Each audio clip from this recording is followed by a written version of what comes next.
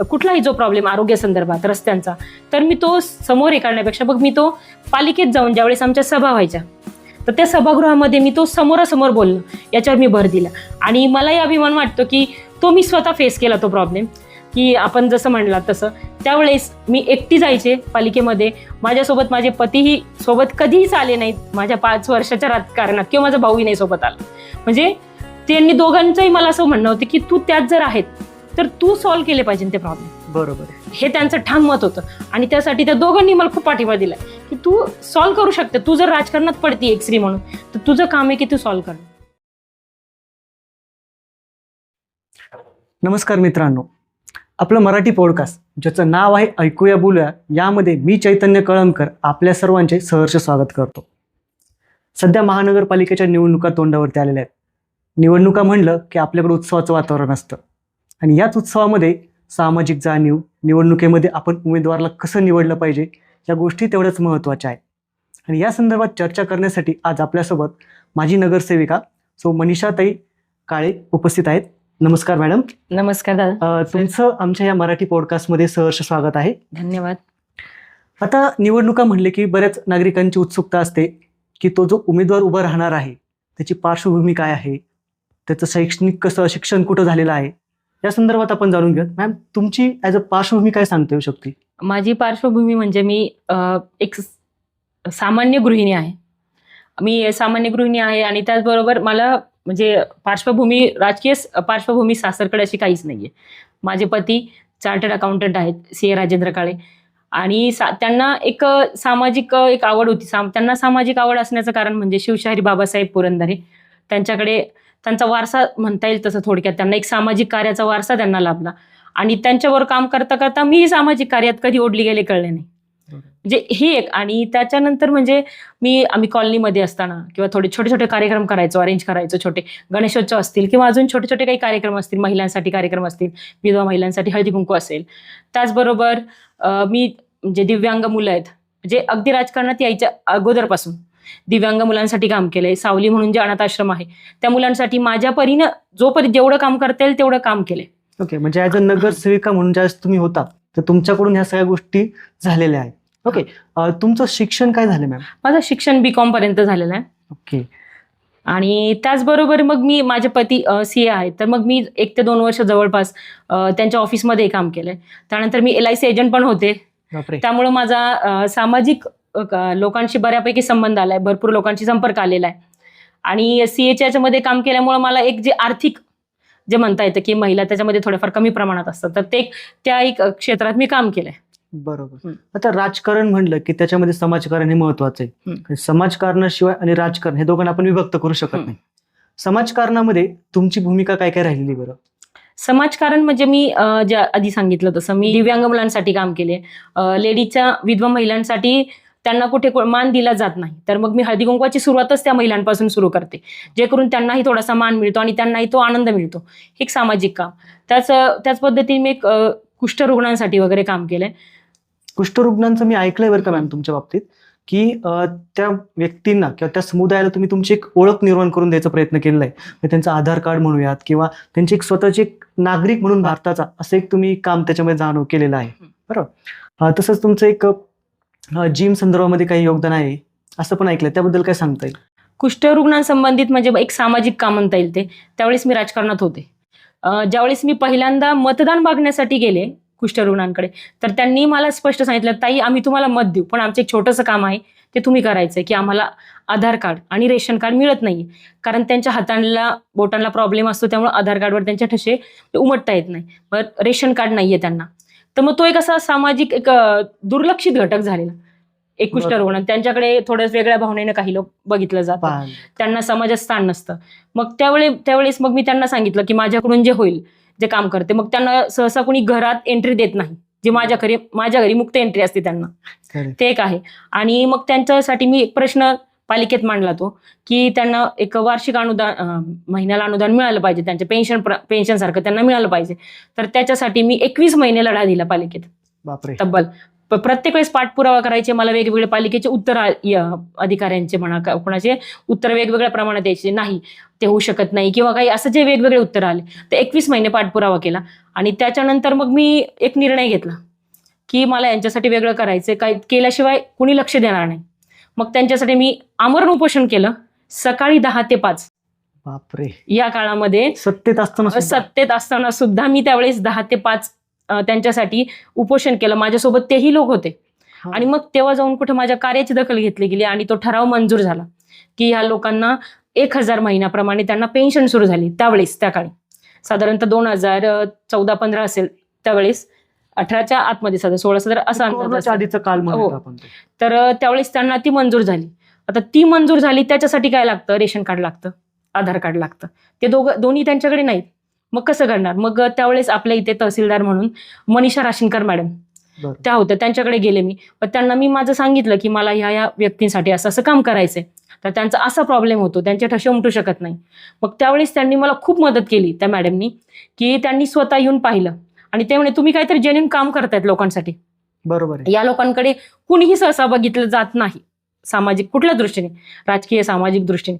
मग त्यांनी स्वतः येऊन ते पाहिलं आणि त्यांनी मला अक्षरशः लगेचच ती मदत केली. त्यामुळे त्यांचं आधार कार्ड झालं, रेशन कार्ड झालं. त्या लोकांकडे अजूनपर्यंत त्यांचे वय भरपूर असून 50च्या पुढचे बरेचसे होते त्यात, त्यांचं रेशन कार्ड नव्हतं, त्यांना रेशन कार्ड मिळालं. आणि कायमस्वरूपी त्यांना त्यावेळेस 1000 रुपये पेन्शन सुरू झाली.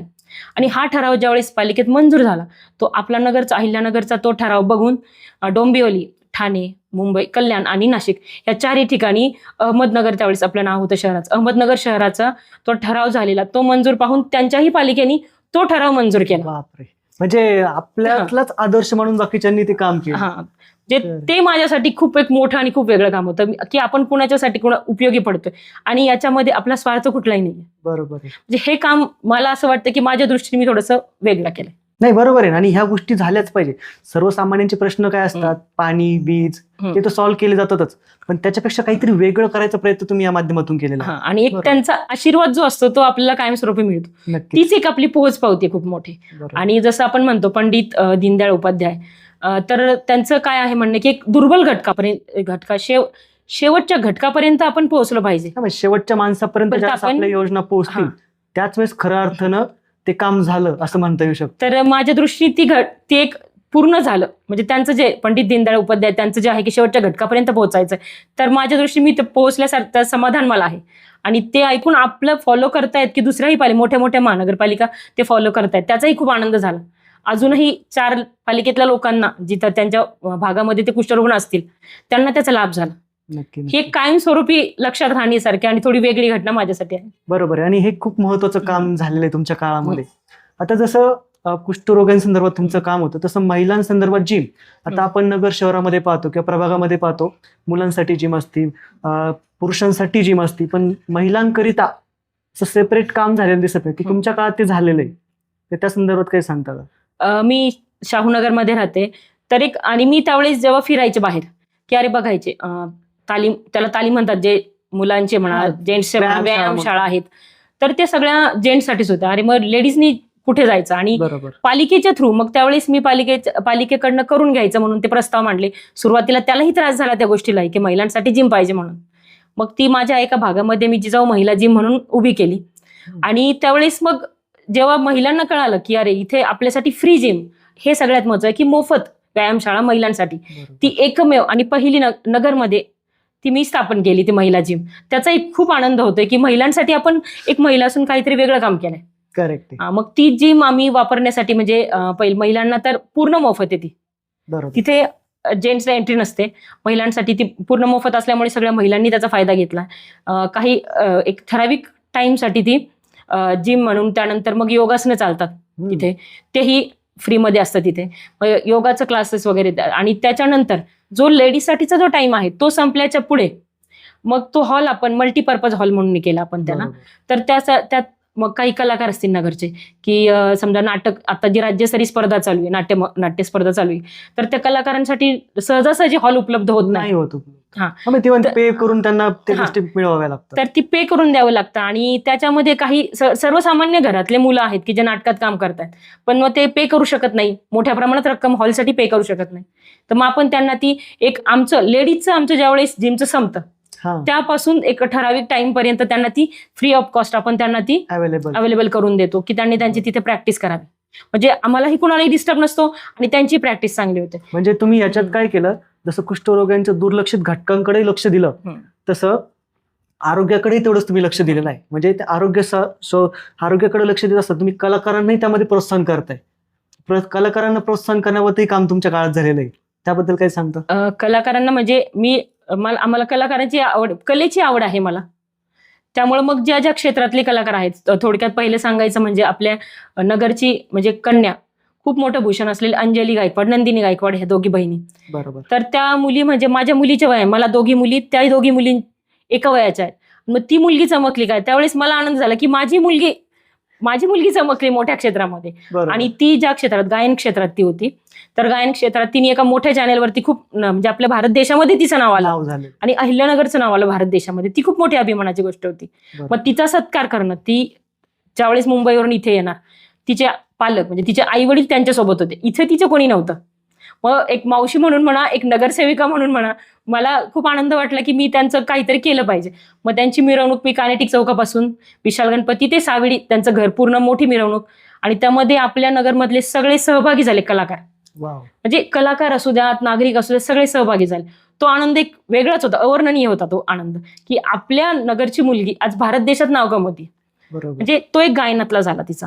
तर त्याचप्रमाणे डान्स, नृत्य क्षेत्रातले असतील, राहुल कुलकर्णी म्हणून आपल्या नगरचाच आहे, त्यांनी त्यावेळेस एक देश पातळीवरची जी डान्स स्पर्धा होती, त्यामध्ये त्यांनी नगरचं नाव तिथे मोठ्या प्रमाणात गाजवलं, तोही त्या स्पर्धेत जिंकला. पण त्याच्यासारखीच थोडी सगळ्या लोकांना माहीत झालं पाहिजे की आपल्या नगरमध्ये कलाकार आहेत. करेक्ट. तर त्या कलाकारांना प्रोत्साहन देणं आपलं काम आहे. बरोबर. म्हणजे नगरसेविका म्हणून म्हणा किंवा एक माणूस म्हणून म्हणा, नगरचा रहिवासी म्हणून त्यांना प्रोत्साहन करायचं काम झालं थोडक्यात. आणि ते प्रोत्साहनमुळे काय झालं की त्यांना पुढे जाण्याची एक संधी भेटते आणि खुरूप भेटतो की जे काम ते करतायत लोक त्याला एक दाद देत आहेत. ते दाद मिळवून द्यायचं काम तुम्ही खरंच छान पातळीवरती केलं बरं का. म्हणजे मी ह्या गोष्टी बऱ्याचदा ऐकतो तुमच्याकडून म्हणा किंवा बाकीच्या नागरिकांकडून, त्यांच्याकडून जाणवतात गोष्टी की मनीषाताईंनी ह्या गोष्टी खूप चांगल्या केल्यात किंवा त्यांनी प्रोत्साहनपर बरेच कार्यक्रम केलेत, ह्या पाहतोच. आता जसं तुम्ही हे कार्यक्रम केले, वेगवेगळे लोकांना प्रोत्साहित करायचं काम केलंय, तसं आपल्या प्रभागामध्ये जो प्रभाग क्रमांक 7 आहे त्याच्यामध्ये तुम्हाला बऱ्याचशा समस्या देखील पाहायला भेटल्या असतील, जसे की पाणी समस्या असेल, कचरा समस्या असेल किंवा स्ट्रे डॉगची समस्या सध्या खूप ज्वलंत आहे. त्याबद्दल तुमचा काय विचार आहे? आता आपली पहिली समस्या म्हणजे आपल्या इथे स्वच्छतेची. तर स्वच्छताची समस्या म्हणजे आपल्या इकडे कचरा हा कुठेही टाकला जातो. म्हणजे त्याला 2 कारण आहेत. एक कारण नाही सांगत मी, म्हणजे पूर्ण पालिकेला जबाबदार धरत नाही आणि पूर्ण नागरिकांनाही जबाबदार धरत नाही. तर मध्ये पालिकेच्या ज्यावेळेस गाड्या येत नव्हत्या, 8-8, 15-15 दिवस जर गाड्या येत नव्हत्या, तर त्या काळामध्ये घरातले लेडीज कचरा टाकणार कुठे? मग साहजिकच तो कचरा भरायचा एका बॅगमध्ये आणि तो रस्त्याच्या कडेला टाकला जायचा. म्हणजे ही समस्या खूप मोठी आहे. बरोबर. कारण जर प्रभागात तुमच्या गाडी चालली नाही कचऱ्याची, तर त्यांनाही, आणि जॉबवाल्या लेडीज आहेत, मग त्यांचा एक ठराविक टाइम असतो. मला जर 9ला 10ला ऑफिसला जायचंय, तो घरातला कचरा मी टाकणार कुठं? आणि घरातला कचरा मी 8 दिवस जर साचून ठेवला, दुर्गंधी पसरणार, डास होणार आणि आरोग्यावर परिणाम होणार. 100%. त्यामुळे मग त्यांना नाईलाज असतो, त्या लेडीजला हे कचरा कुठेतरी टाकावा लागतो. बरोबर. हे एक कारण. आणि मग त्या पालिकेत आम्ही त्यासाठी काय केलं की मग तक्रारी करायला सुरुवात केली, की मी स्वतः जाऊन त्यानंतर त्या कचऱ्याचे फोटोज वगैरे त्यांना दाखवले की हा कचरा एवढा साचला जातोय. मग त्याच्यावर लगेचच ऍक्शन घेऊन त्यांनी तो कचरा हटवला गेला आणि बऱ्यापैकी थोड्या प्रमाणात का होईना गाडी रेग्युलर झाली. बरोबर आहे. ह्या गोष्टी झाल्या पाहिजे, म्हणजे समस्या तुमच्यापर्यंत पोहोचल्या की त्या तात्काळ त्याचं निराकरण पण होणं गरजेचं आहे. पाणी प्रश्नाबद्दल काय? कारण की सर्वसामान्य महिलांना हा प्रश्न खूप भेडसावतो की कधी आज पाणी येतं, 10 दिवस समजा दिवसाआड पाणी येतं, किंवा 2-3 दिवस पाणीच येत नाही, कधी कधी वेळेची अवेळ पण होते. त्या गोष्टीकडे तुम्ही कसं पाहिलं, तुम्ही कशा हँडल केल्या त्या गोष्टी? ज्यावेळेस नगरसेवक असताना म्हणजे पाण्याचा जो प्रॉब्लेम होता, काही भागामध्ये खूप प्रमाणात पाणी दिलं गेलं जायचं. मग आपण काय केलं की त्यांना एक ठराविक टाइम ठेवला त्यांचा, जिथे तुम्ही 3 तास पाणी देताय, तर तिथे किमान तुम्ही आमच्या भागामध्ये, म्हणजे माझ्या वॉर्डमध्ये पूर्ण म्हणते, एक पर्टिक्युलर भाग असेल, ज्या माझ्या कॉलनी होती तिथे, की तुम्ही थोडा अर्धा तास तिकडचं पाणी अर्धा तास कमी करून इकडे पाणी द्यावं. आणि ज्यावेळेस लाईट जाते, लोड शेडिंगचा प्रश्न, त्यावेळेस पाण्याचा प्रॉब्लेम होतो. जर कोणाचा 3चा पाण्याचा असेल प्रॉब्लेम, तर तो कधी टाइम असेल तर तो 4-4:30ला जातो. तर तो लाईट टाइम शेड्यूल जो आहे तो आपण त्यांच्याकडनं, महापालिकेकडनं आपण तो टाइम शेड्यूल समजून घेतला. बरोबर. किंमत तो प्रभागात आपण सांगितलं की ह्या टायमिंग मध्ये लाईट जाते, त्यामुळे तुमच्या पाणी येण्याला थोडा अर्धा तास 1 तास उशीर होणार. जर कोणाचं शनिवारी पाणी असेल तर आपल्याकडे लोड शेडिंग असतं शनिवारी, तर त्यावेळेस पाणी त्या टाइममध्ये प्रत्येकाला पोहोचत नाही आणि एका कॉलनीला जर पाणी पोहोचलं नाही तर त्यानंतर 2-2 तास प्रत्येक कॉलनीला लेट होत चालतं. लेट चालतं. correct. मग त्यामुळं प्रत्येक लेडीजला की मला बाहेर जायचं बाबा, ह्या टाइममध्ये पाणी आलं पाहिजे, जॉबवाली आहे, कोणी हाऊसवाईफ असू द्यात, कोणी असू द्यात घरी, की त्यांना ह्या टाइममध्ये आहे बाबा, पाणी नाही आलं तर मग काय करणार.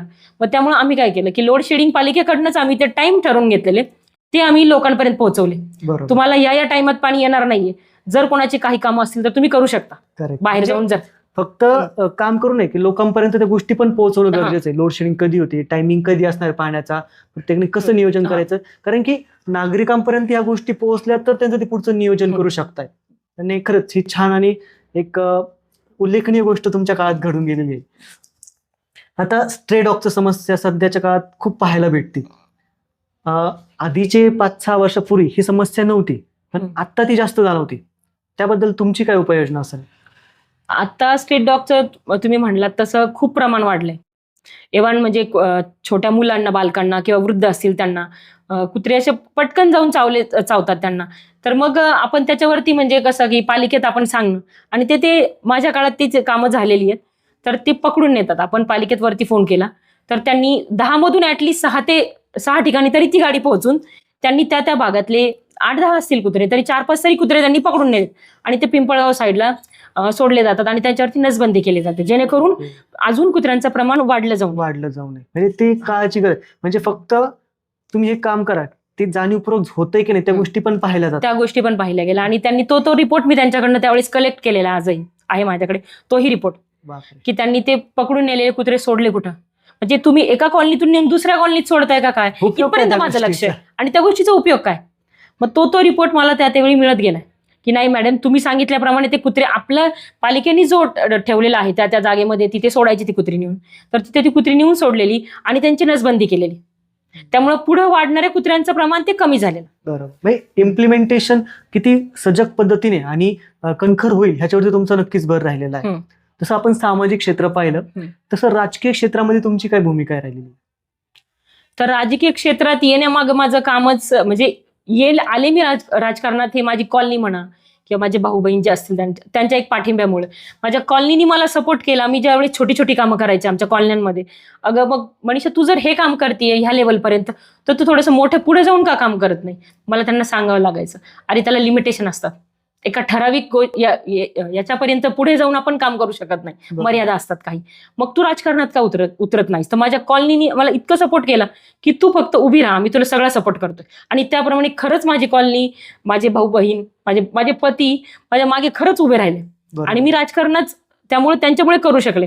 आणि दुसरं सांगायचं म्हणजे जर जिजाऊ माँसाहेब जिजाऊ, सावित्रीबाई फुले, रमाई आंबेडकर, त्यानंतर वंदनीय अहिल्याबाई होळकर, त्यानंतर वंदनीय केळकर मावशी यांनी जर घराच्या बाहेर पडून जर काम केलंय, त्या काळी, ज्या काळी की स्त्रीला खूप म्हणजे सुशिक्षित पण नसायची, स्त्री ती स्त्री जर त्या काळात जर घराच्या बाहेर जाऊन काम करू शकत होते तर मी का नाही. आणि चूल आणि मूल याच्या पलीकडे पण स्त्रीचं काम आहे करणं.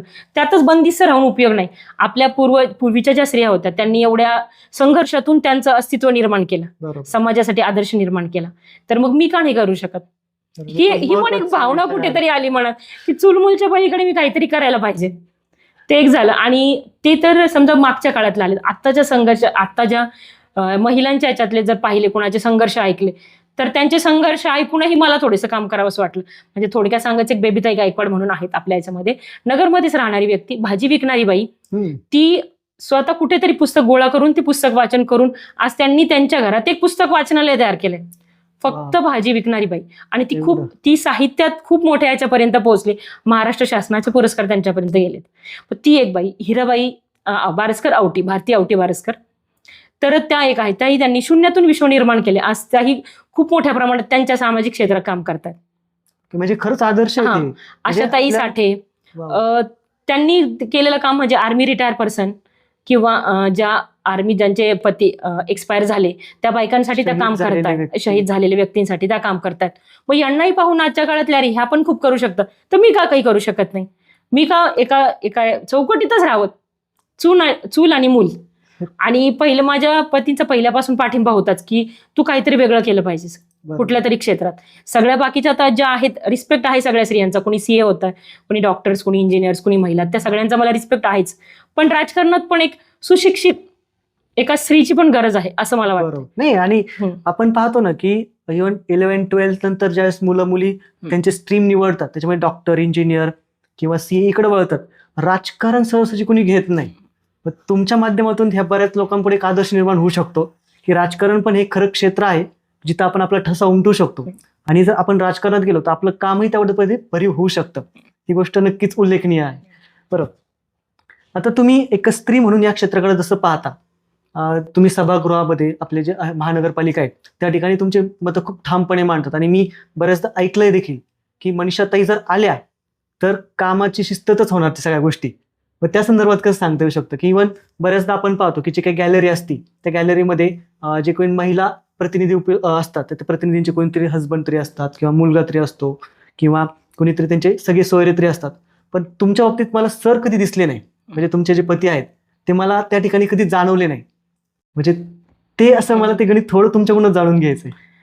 तर आता त्या दृष्टीने मी एक सांगेल की जर मी स्त्री म्हणून जर मी राजकारणात उतरले तर माझं काम आहे की मी ते लोकांचे प्रॉब्लेम सॉल्व्ह करणं.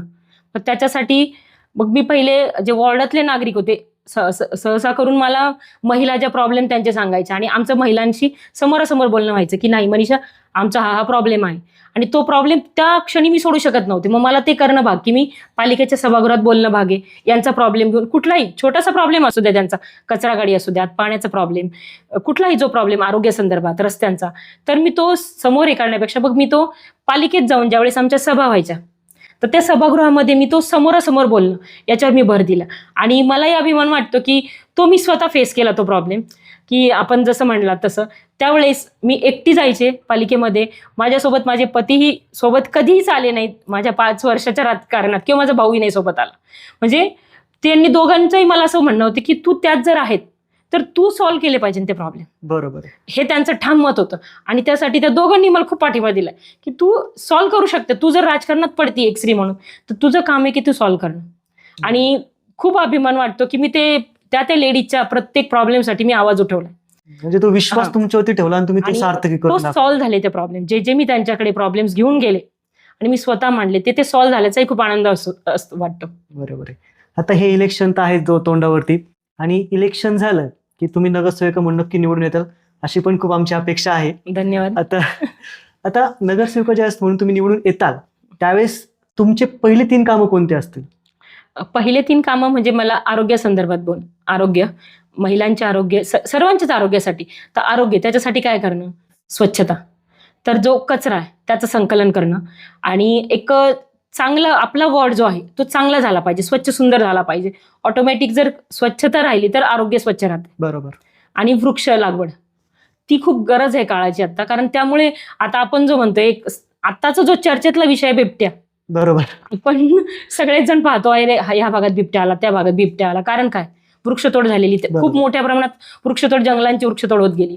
आता आपल्या भागात जरी जंगल नाहीये पण तरी बिबट्या काय येतो इकडे, कारण आपण त्याचं जे क्षेत्र आहे ते आपण पूर्ण काबीज केल्यासारखं झाले. मग आपण वृक्षतोड खूप प्रमाणात केली. तर मग माझं एक म्हणणं आहे की आपण माझ्या सहित प्रत्येक नागरिकाने किमान 1 वृक्ष लावला पाहिजे वॉर्डमधल्या. तर आज 20,000 लोक आहेत तर 20,000 जणांनी एक झाड लावलं, फक्त 1 झाड, तरी 20,000 तर आज 20,000 झाडं होणार आणि प्रत्येकाने त्याचं संगोपन करणं गरजेचं आहे.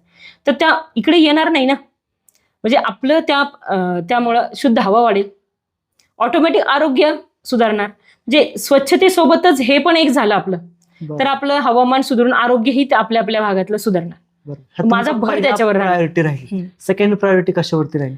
सेकंड म्हणजे मी आता शिक्षणावरती, जे मुलांना मूल्य शिक्षण देणे गरजेचं आहे. आणि आता आपण पाहतोय महापालिकेच्या झेडपीच्या शाळा बंद होत चालल्यात. तर त्याला कारण काय की आपण मुलं महापालिकेच्या शाळेत घालत नाहीत. बरोबर, घालत नाही म्हणजे एक त्यात असं झालंय की बाबा तिथे शिकवलं जात नाही. करेक्ट आहे. पण आपण कधी त्या शिक्षकांशी, पाल्यांशी असं कधी बोलून झालंय का आपलं शिकवणं तिथं होतं की नाही प्रॉपर, काय चाललंय नेमकं, सिच्युएशन काय ती जाणून घेणं पण तेवढं. तर मग पाल्यांचे म्हणजे पालक आणि जे मुख्याध्यापक किंवा ते जे शिक्षक आहेत त्यांचे शिक्षण समिती स्थापन करणं, एक पालिकेच्या लेवलवरती यांचं शिक्षण समिती स्थापन करून काय प्रॉब्लेम्स आहेत ते आपण सॉल्व्ह करायचे. की मुलगा शाळेत येत नाही म्हणजे का येत नाही, त्याला कारण काय, शिकवलेलं कळत नाही का तुम्ही शिकवत नाही, हे पण कळलं पाहिजे. कळणार कधी? पालक आणि शिक्षक समिती, ज्यावेळी शिक्षण समिती स्थापन होणार त्यावेळेस ही गोष्ट कळणार. मग ती मी पालिके थ्रू अजून त्यांना ज्या ज्या काही सुविधा देता येतील डिजिटल एज्युकेशन महापालिकेच्या शाळेंना डिजिटल एज्युकेशन पूर्ण, त्यामुळे मुलं शाळेत येणार. त्यानंतर सांस्कृतिक कार्यक्रम त्यांचे, काही खेळाडू. आणि आज सांगायलाही छान वाटते की खूप पालिकेतले शाळेतले खेळाडू खूप मोठ्या प्रमाणात झालेत. आणि त्याचं एक उदाहरणही म्हणजे मी स्वतः आहे. मी स्वतः एक खेळाडू आहे. त्यामुळे मी खेळाडूंसाठी जे काय करता येईल ते मी माझ्या पद्धतीने करणार. म्हणजे मी खेळाडू, मी एक आत्ताही सध्या एक मागच्या 2-3 वर्षांपूर्वी 21 किलोमीटरची मॅरेथॉन मी कंप्लीट केली. आणि मी राज्यस्तरीय खो खो खेळाडू होते. आणि मी ही जिल्हा परिषदेच्या शाळेतच शिकलेली आहे. त्यामुळे आम्हाला त्या आपुलकी जो म्हणतात ती आहे. मग आम्ही जर त्या शाळेत शिकूनही मोठे होऊ शकतो, किंवा अजून खूप मोठे मोठे असे आहेत उदाहरण. माझे पती CA, ते महापालिकेच्या शाळेत शिकून CA झालेत. म्हणजे या गोष्टी महत्वाच्या आणि त्या गोष्टींसाठी आपण काम करतोय ते व्हायलाच पाहिजे. आणि जे आतापर्यंत बरेचसे डॉक्टर्स, इंजिनियर्स आपल्या भागात जे झाले ते बऱ्यापैकी महापालिका किंवा झेडपीच्या शाळेत शिकून मोठे झाले. तर मग आता का नाही होते? तर मग आपण त्यावरती हे असं व्यवस्थापन करणार, पालिकेच्या योजना त्यांच्यापर्यंत पोहोचवणार, शाळेपर्यंत गरजेच्या आहेत. आणि थर्ड प्रायोरिटी कशाला असेल? थर्ड प्रायोरिटी मी आता जे रस्ते वगैरे जे आहेत, आपण बघतोय आता गॅस लाईनमुळे सगळे रस्ते उखडलेत. त्याच्यावर पूर्ण लक्ष देणार की ह्या जवळपास 4-5 वर्ष होत आले त्या गॅस लाईन टाकलेल्या, तर त्या कम्प्लीट का होत नाही अजून? जे टेंडर आपण ज्यांना दिले ते कम्प्लीट का करत नाहीये? मग त्यामुळे काय झालं की चांगले चांगले रस्ते उखडले गेलेत. सगळ्यांच्या गैरसोय झाल्यात जाण्या येण्याच्या. शाळेच्या मुलांच्या कुणाच्या सायकल्स असतील, गाड्या स्लिप होतात. त्यामुळे मग आपल्याला ते बघणं भाग आहे की आपण ते कम्प्लीट करायचं आपल्याला. करेक्ट. रस्त्यांचं ते. आणि अजून एक विजन म्हणजे रस्ते करणं. जिथे जिथे रस्ते करायचे आहेत, मी तर स्वतः असताना मी रस्ते, पाणी, लाईट बऱ्याचशा भागात गार्डन्स केलेत स्वतः. सोना पार्क म्हणून एक आहे गार्डन की जिथे पूर्वी खूपच एरिया, म्हणजे भकास एरिया म्हणतात, फक्त गवत उगवलेलं ते होतं. त्या लोकांनी तक्रार मांडली माझ्याकडे आणि मी त्या दृष्टीने ते त्यांचं असं करून दिलं पार्क की आज त्यांचे छोटे छोटे कार्यक्रमही तिथे होतात. त्यामुळे ते गार्डन, एक सोना पार्क नावाचं गार्डन, ते आपण खूप छान ठेवतो. त्यांना पेविंग ब्लॉक, खेळण्या मुलांसाठी, बसण्यासाठी, वृद्ध लोकांसाठी बसण्यासाठी, जे असे झाडांच्या कडेने जे ओटे असतात तसे आपण त्यांना करून दिले. आणि बऱ्याचशा भागामध्ये पेविंग ब्लॉक झाले. साईड पट्ट्या ज्या असतात, रस्ते होतात, साईड पट्ट्यांचं काय? बरोबर आहे. तर तिथे आपण पेविंग ब्लॉक केलेत. म्हणजे तो एक जो, आणि आपण जो तसा वेगळा, म्हणजे जो सुधरवायचा भाग आपण तसा तो सुधरवलेला आहे. आणि खेळाडू आणि महिलांच्या दृष्टीने अजून एक की आज काल परवा जे झाले एका चिमुरडीचं, पण नाव नाही घेऊ शकत तिचं, एका 4 वर्षाच्या चिमुरडीवरती जे झाले, तर ती खूप वाईट, सगळ्यांच्याच दृष्टीने खूप वाईट गोष्ट आहे ती. तर त्यामध्ये मुलींनी स्वसंरक्षण कसं करणं, तर मी ह्याचे सुद्धा स्वतः धडे दिलेत. आणि आमच्या बरोबर 2-3 जे आहेत आपल्या शिवछत्रपती पुरस्कार विजेते अंजली देवकर मॅडम असतील, त्याच्यानंतर सानप सर असतील, यांनी स्वसंरक्षणाचे धडे महिलांना, अगदी 4 वर्षाच्या मुलीपासून तर ते 60 ते 70 वर्षांच्या आजीपर्यंत, कारण काही होते आता सांगता येत नाही, तर ह्यांना स्वसंरक्षणाचे धडे आम्ही स्वतः दिलेत.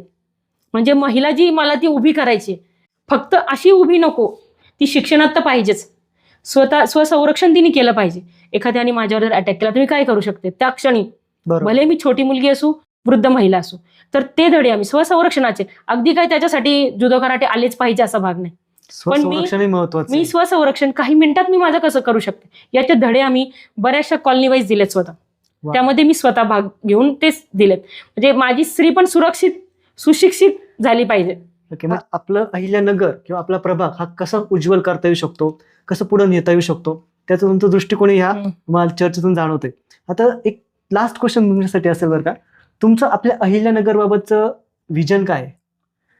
स्वच्छ सुंदर माझं अहिल्यानगर, त्या एकाच याच्यामध्ये मी माझं अहिल्यानगरचं सांगू शकते विजन, त्यात सगळ्याच गोष्टी आहेत. बरोबर आहे. नक्की मॅडम, ह्या गोष्टी महत्त्वाच्या आहेत आणि तुमच्यासोबत चर्चा करून आपल्याला आपल्या प्रभागाचे प्रश्न, तुम्ही केलेले कामं, ह्या गोष्टी सहज समजून आल्या आणि आपल्या नागरिकांनाही हे प्रश्न नक्कीच समजले असतील. समजा आपल्या नागरिकांना जर काही प्रश्न असतील तर ते आपल्या पॉडकास्टच्या कमेंट बॉक्समध्ये नक्की कमेंट करतील आपल्याला. असंच आपण नवनवीन विषयांसह नक्की भेटत राहणार आहोत. आज आपण मनीषाताईंसोबत भेटलो, भविष्यात आपण आणखीन कोणत्या तरी व्यक्तीसोबत भेटू. नवीन प्रश्न, नवीन माहिती आपल्याला नक्की भेटत राहणार आहोत. मॅडम, तुम्ही इथं आल्यात, खरंच मनापासून तुमचे आभार. आणि आपला पॉडकास्ट असाच पुढे चालत राहणार आहोत. तुम्ही पण आपल्या पॉडकास्ट नक्की फॉलो, सबस्क्राईब करा आणि जे काही तुम्हाला आपली मतं मांडायची असतील तुम्ही नक्की मांडू शकता. धन्यवाद.